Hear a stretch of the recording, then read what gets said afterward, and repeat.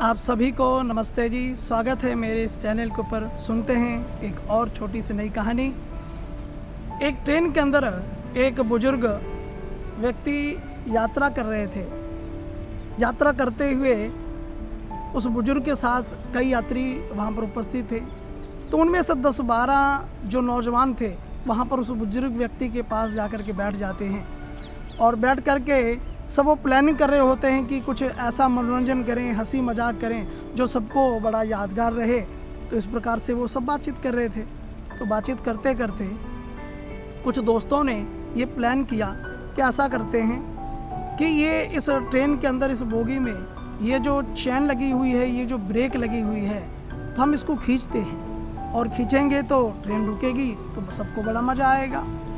तो 2-3 जो और मित्र थे उन्होंने ये विचार दिया, अरे भाई अगर हम इस ट्रेन को रोकेंगे तो टीटी भी आएगा और टीटी आएगा तो जुर्माना भरना पड़ेगा और वो कारण तो पूछेगा ना कि भाई ट्रेन किस लिए रोकी गई। तो वहीं पर जो बुजुर्ग व्यक्ति बैठे हुए थे सब ने उसकी तरफ इशारा किया और इशारा करते हुए कहा कि ऐसा करते हैं, सब जने मिलकर के थोड़ा सा पैसा इकट्ठा करते हैं, अगर वो टीटी वहाँ पर आया और हम पकड़े गए तो ऐसा करेंगे, ये जुर्माने के रूप में क्या है हम पैसा भर करके छूट जाएंगे, लेकिन क्या है हम सबको मज़ा आएगा।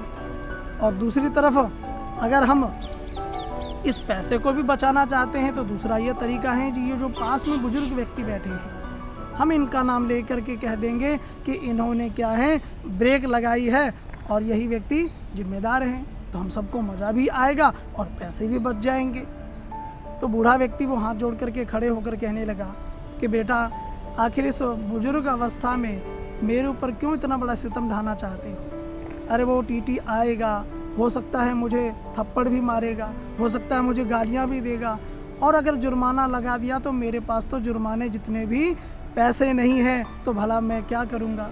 तो वो बेचारा गिड़गिड़ाने लगा। तो सबको बड़ी मस्ती सूझी, सबने मिल कर के 1000-1500 रुपये जो इकट्ठे हुए सबने पैसे इकट्ठे कर लिए। जब पैसे इकट्ठे हुए तो 1500 रुपये के लगभग क्या है वो पैसे इकट्ठे हुए। अब इन्होंने क्या है चैन खींचा नौजवानों ने और गाड़ी रुकी। रुकने के बाद उसी बोगी में टीटी आया। टीटी आने के बाद पूछने लगे, हाँ भाई किसने ये ट्रेन रुकवाई है और किस लिए रुकवाई है।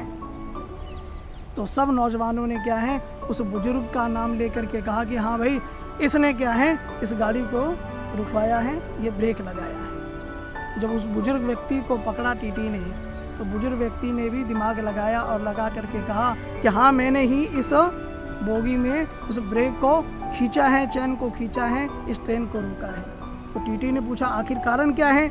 तो उस बुजुर्ग व्यक्ति ने कहा कि ये जितने नौजवान यहाँ पर बैठे हैं इन सब ने क्या है मेरे जेब से पैसे चुरा लिए हैं, लगभग 1500 रुपये थे, सब इन्होंने चोरी कर लिया है। नहीं यकीन आता तो सबके पास चेक कर लीजिए, आपको पैसे मिल जाएंगे।